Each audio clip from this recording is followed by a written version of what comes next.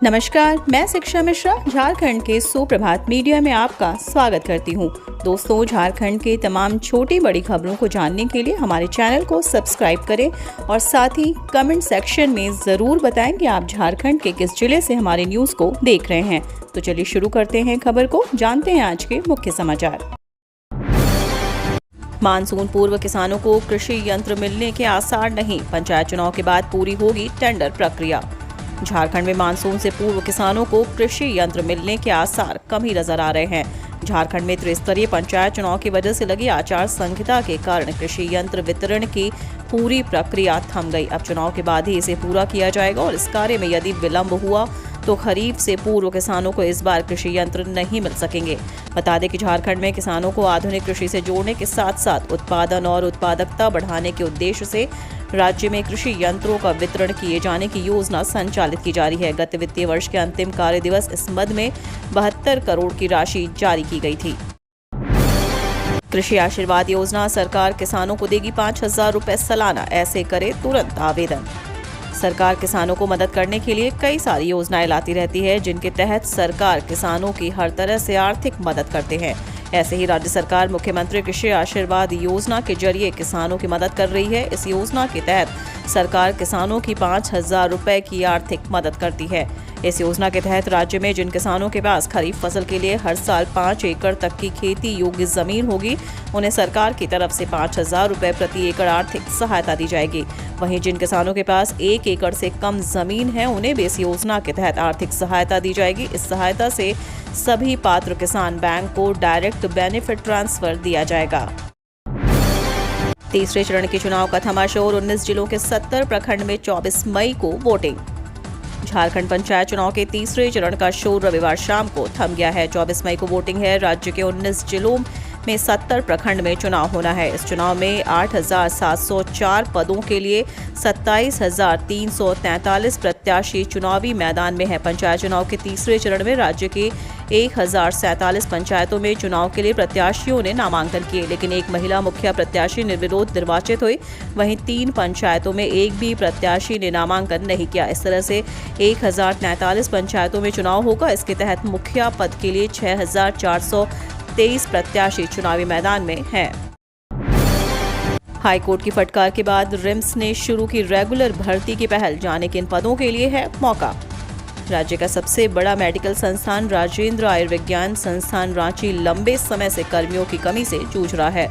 Regular कर्मियों के अभाव में परेशानी खड़ी होती रही। झारखंड हाईकोर्ट इस पर गहरी नाराजगी कई बार जता चुका है। अब रिम्स ने इस दिशा में पहल की है। चतुर्थ वर्गीय श्रेणी के 230 पदों पर रेगुलर भर्ती करने के लिए विज्ञापन जारी किया है। जिन पदों पर नियुक्ति होनी है उनमें प्रमुख रूप से हेड जमादार, पेयून कम पैकर, सफाई कर्मी, इम्बॉल्वर, मार्चुकी सेवक, स्ट्रेचकर वाहक, चौकीदार, रात्रि प्रहरी, प्रयोगशाला अनुचर, किचन सेवक, सेवक कक्ष सेवक, सेवक सह स्वीपर, दफ्तर पियून, दरबान, माली, लैब बॉय, प्रयोगशाला सेवक जैसे पद हैं। झारखंड में तैयार होने जा रहे हैं 31 शहरों में बाईपास, लोगों को ट्रैफिक से मिलेगा निजात। झारखंड में 31 स्थानों पर जल्द ही बाईपास सड़कों का निर्माण कार्य शुरू किया जाएगा, जिसमें कई छोटे और बड़े शहरों को शामिल किया गया है। इसके अलावा कुछ प्रखंड मुख्यालयों से भी बाईपास निकाला जाएगा। बाईपास बनाने के लिए स्वीकृति दी जा चुकी है और कुछ के लिए नक्शे भी तैयार किए जा चुके हैं। यह बाईपास नेशनल हाईवे के झारखंड विंग के साथ ही national highway authority of India के माध्यम से निर्माण किया जाएगा। अब पूरे जून तक झारखंड से अगरतला जाना मुश्किल, देवघर से गुवाहाटी तक चलेगी स्पेशल ट्रेन।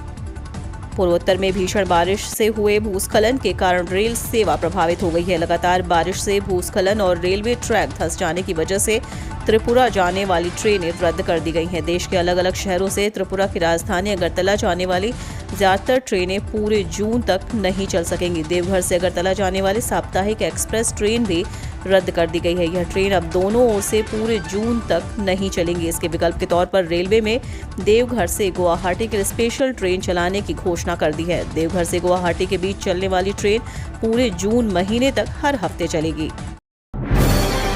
राज्यपाल ने लिखा केंद्रीय शिक्षा मंत्री को पत्र, कहा इस साल CUET लागू करने पर करे पुनर्विचार। झारखंड के राज्यपाल रमेश बैस ने केंद्रीय शिक्षा मंत्री धर्मेंद्र प्रधान को पत्र लिखकर सत्र 2022-23 में स्नातक के लिए साझा विश्वविद्यालय प्रवेश परीक्षा लागू करने में हो रही कठिनाइयों से अवगत कराया है और केंद्र सरकार से अनुरोध किया है कि वह जनजातीय विद्यार्थियों की समस्या को देखते हुए इस वर्ष इसे लागू करने पर पुनर्विचार करे। राज्यपाल ने अपने पत्र में कहा कि विश्वविद्यालय अनुदान आयोग के अध्यक्ष का एक पत्र प्राप्त हुआ था जिसमें झारखंड के विभिन्न विश्वविद्यालयों में स्नातक में नामांकन के लिए शैक्षणिक सत्र 2022-23 से CUET के कार्यान्वयन के लिए कहा गया। तदनुसार राज्य के सभी कुलपतियों के साथ साथ उच्च शिक्षा विभाग को UGC के उक्त दिशा निर्देशों का पालन करने का निर्देश दिया गया। झारखंड की 2 राज्यसभा सीट पर बीजेपी का मंथन शुरू। नकवी या रघुवीर के नाम पर दांव खेलने के मूड में बीजेपी। जयपुर की बैठक में भी हुई चर्चा। प्रदेश की 2 राज्यसभा सीट के लिए होने वाले चुनाव को लेकर बीजेपी उम्मीदवारों के नाम को लेकर गंभीर मंथन करने में जुटी है। एक सीट पर जीत के लिए पर्याप्त संख्या बल के निकट पहुंची बीजेपी केंद्रीय मंत्री मुख्तार अब्बास नकवी और पूर्व मुख्यमंत्री सह पार्टी के राष्ट्रीय उपाध्यक्ष रघुवीर दास में से एक नाम पर विचार कर रही है। नकवी फिलहाल झारखंड से राज सदस्य हैं। राज की जिन 2 सीटों पर चुनाव होने हैं उनमें से एक का नकवी और दूसरे का प्रदेश बीजेपी के पूर्व कोषाध्यक्ष महेश पोद्दार प्रतिनिधित्व कर रहे हैं। बोरवेल ड्रिलिंग मशीन से टकराए स्कूटी, 2 लड़कियों की मौत।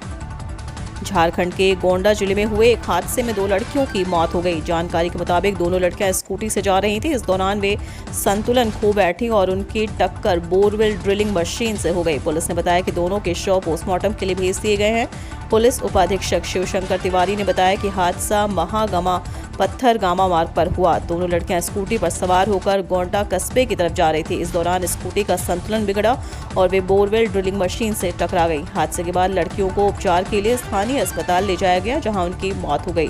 पुलिस अधिकारी ने बताया कि मृतकों की पहचान रोजी मुर्मू और वर्णिका सोरेन के रूप में हुई है। दोनों गोंडा के सेंट जोसेफ स्कूल की छात्रा थीं। झारखंड के लोगों को 26 मई तक भीषण गर्मी से मिलेगी राहत। बारिश को लेकर येलो अलर्ट जारी। झारखंड में 26 मई तक बारिश की संभावना है। राज्य में अगले 2 दिन तक अधिकतम तापमान में कोई बड़े बदलाव की संभावना नहीं है। इसके बाद अगले 2-3 दिन इसमें धीरे धीरे गिरावट हो सकती है। मौसम विभाग ने चेतावनी जारी की है। इसके अनुसार मेघ गर्जन के साथ वज्रपात की भी आशंका है। मौसम विभाग की माने तो हवाओं की गति 30 से 40 किलोमीटर प्रति घंटे हो सकती है। मौसम केंद्र ने येलो अलर्ट जारी कर मौसम खराब होने की स्थिति में सुरक्षित स्थान पर रहने की अपील की है।